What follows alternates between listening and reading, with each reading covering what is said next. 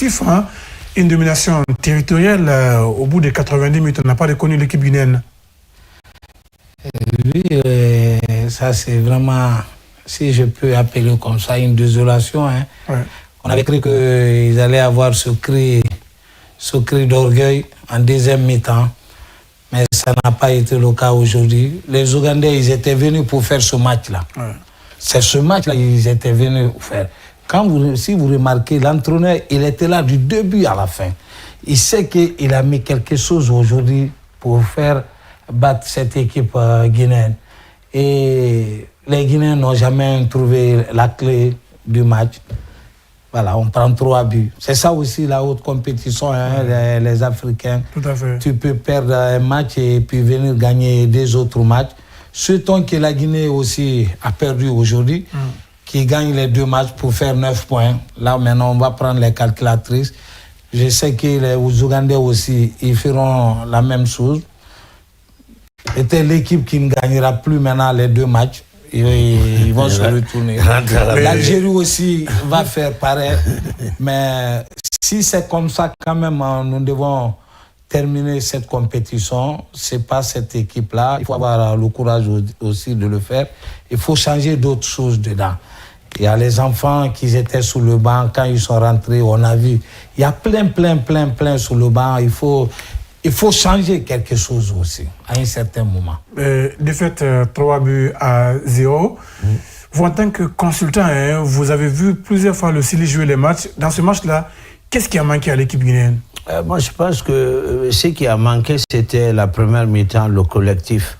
Et ce qui a joué en deuxième mi-temps, ces changements a changé tout. Les enfants, ils ont essayé de jouer ensemble, mais c'était un peu trop tard. Et surtout que, voilà, un attaquant qui vient dans une surface de réparation pour défendre, là, ça a provoqué un penalty. Ça arrive souvent.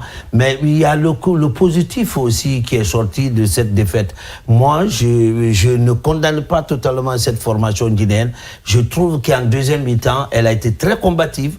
Elle a tenté de jouer, mais c'était un peu en retard. C'est la première mi-temps où l'équipe a baissé les bras. Ils ont pris le premier but. C'était difficile de remonter la pente. Sinon, cette défaite, moi je dis que d'un côté, ça peut être une défaite positive. C'est-à-dire que les enfants qui sont rentrés en deuxième mi-temps, ils ont combiné, ils ont assiégé même la défense ougandaise, mais le 12e homme était là. Ce qui reste positif, c'est qu'en deuxième mi-temps, on a vu une équipe à 2 visages. Première mi-temps, un Sili méconnaissable, un Sili déconchu qui ne pouvait même pas combiner, mais en deuxième mi-temps, voilà le Sili qui combinait, qui s'est créé beaucoup d'occasions et finalement est tombé arme à main. Il faut avoir le courage de le dire, il faut les encourager. Abedi doit tirer les leçons pour les 2 matchs qui restent, sinon la deuxième mi-temps était la meilleure mi-temps et la première mi-temps, le Sili, c'était pas ce Sili qu'on attend. Mais Cameroun vient de voir le classement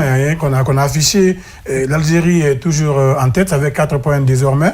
L'équipe ougandaise qui reprend la 2e place à la Guinée avec 3 points, mais goal différentiel -0. Et puis la Guinée qui est 3e avec 3 points aussi, mais goal différentiel -1. Donc la bataille va être rude jusqu'à la fin des phases de poule. Bon, c'est ce que je disais là. C'est les 2 matchs qui restent là maintenant qui va les déterminer. Hein. Même Algérie qui a 4 points, il n'est pas à l'abri aussi. Oui. Il suffit qu'ils perdent, que les 2 équipes gagnent les 2 matchs. Et puis ils peuvent se qualifier, quoi. Mais bon, comme il a dit mon frère, en deuxième mi-temps, parce que quand vous jouez un match, il faut avoir quelque chose que vous retenez. Ici, Abedi et son staff, ils doivent retenir la deuxième mi-temps de ce match.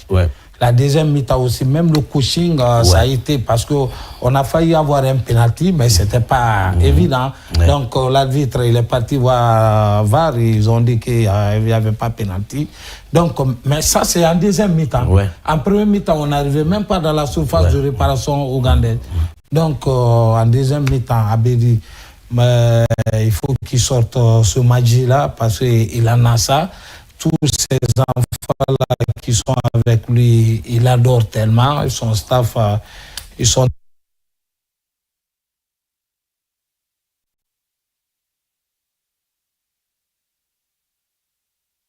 tous guinéens. C'est quand Syrie, personne n'a confiance, Ouais. il gagne. Non, mais est-ce qu'on a été déstabilisé aussi psychologiquement parce qu'on n'a pas reconnu l'équipe aussi mentalement, quoi? Non, mais la première mi-temps, là, l'équipe n'était pas là. Mais cette deuxième mi-temps, moi, je suis content parce que elle était très combative, elle était agressive, il y avait l'envie. Et quand tu compares à d'autres formations de Syrie, on perd, et il n'y a même pas de motivation. Mais ces enfants, on a senti à eux qu'ils veulent. C'est ça. C'est très important. Mais il y a eu 2 buts en deuxième période. Oui, mais ça, c'est l'innocent. La défense, on l'a dit, cette charnière centrale qui n'assurait pas à tout moment. Vous avez vu le troisième but? Surtout Bangali. Vous avez vu le troisième but?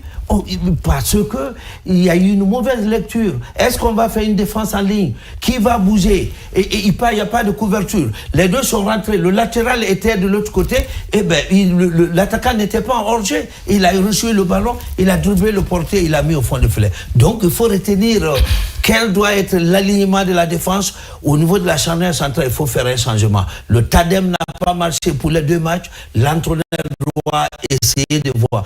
Mais au niveau de la ligne d'attaque, le changement qu'il a opéré, il faut continuer. Mais la défense, surtout, ce n'est pas les 2 latéraux. Mohamed Diabaté, il était là. Yorobo, il a l'expérience, il a montré. Mais entre Bangali et Cabinet, ça, vraiment, il faut essayer de changer. Sinon, les 2 matchs qui vont être là entre l'Algérie et l'Afrique du Sud, ça ne sera pas facile. C'est ce changement qu'il faut opérer. Moi, je dirais, Mourma, chacune des équipes, ils ont tous leurs faiblesses. La faiblesse de cette équipe, c'est la charnière centrale. D'accord. En tout cas, on espère que le coach Abedi va corriger tout ça.